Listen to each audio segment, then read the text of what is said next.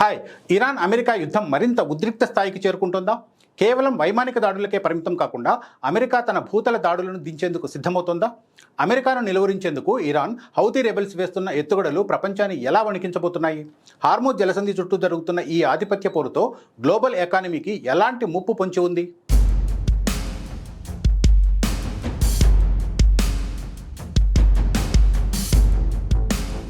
నెల రోజులుగా జరుగుతున్న యుద్ధం ఓ ఎత్తు, ఇకపై జరగబోయేది మరో ఎత్తు.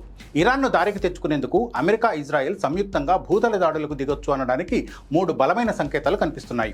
మొదటిది, అమెరికా దళాల మోహరింపు అంతకంతకు పెరుగుతుంది. వారాల పాటు సాగే భారీ ఆపరేషన్ల కోసం పెంటగాన్ ప్రణాళికలు రచిస్తున్నట్లు నివేదికలు స్పష్టం చేస్తున్నాయి. ఈ ప్రణాళికల్లో పరిమిత తీర ప్రాంత దాడులతో పాటు ఇరాన్ దీవులను, ముఖ్యంగా హార్మూజ్ జలసంధిని, అలాగే పర్షియన్ గల్ఫ్లోని ఖర్గ్ ద్వీపాన్ని స్వాధీనం చేసుకోవడం వంటివి ఉన్నాయట. సైనికులను నేరుగా రంగంలోకి దించడం అంటే ఈ యుద్ధం అత్యంత ప్రమాదకరమైన దశలోకి చేరుకున్నట్లే.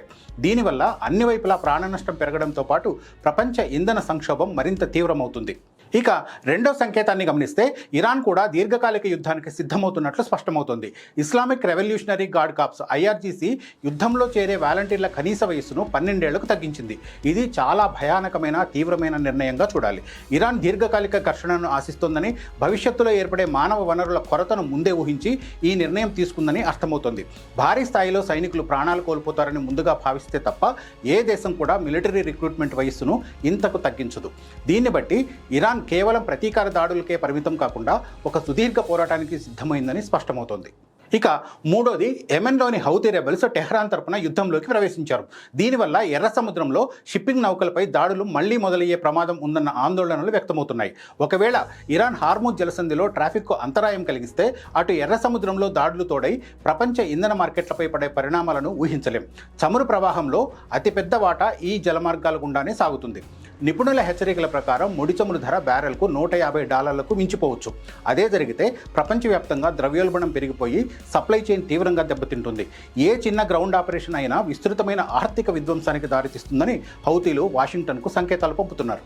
భూతల దాడి వెనుక అమెరికా అసలు లక్ష్యం హార్మూజ్ జలసంధిని పూర్తిగా తమ ఆధీనంలోకి తెచ్చుకోవడమే. ఇరాన్ వల్ల కలుగుతున్న అంతరాయాలను గమనిస్తున్న గల్ఫ్, అరబ్ దేశాలు కూడా ఇప్పుడు అమెరికా నిర్ణయానికే మొగ్గు చూపుతున్నాయి. కానీ ఇరాన్ మాత్రం హార్మూజ్పై తమకే పూర్తి సార్వభౌమాధికారం ఉందని పట్టుబడుతోంది. దానికోసం పోరాడేందుకు సిద్ధంగా ఉంది. ఈ పరిస్థితిలో ఇరాన్ క్షిపణి, డ్రోన్ దాడులను గల్ఫ్ దేశాలు ఎంతకాలం తట్టుకోగలవన్నది ప్రశ్నార్థకం. అత్యంత ఆందోళనకరమైన విషయం ఏంటంటే ట్రంప్ లక్ష్యాలు అస్పష్టంగా ఉన్నాయి. ఆయన ప్రకటనలు వారం వారం మారుతూ ఉండడంతో మిత్రదేశాలు, శత్రువులు ఇద్దరూ అయోమయంలో పడిపోతున్నారు.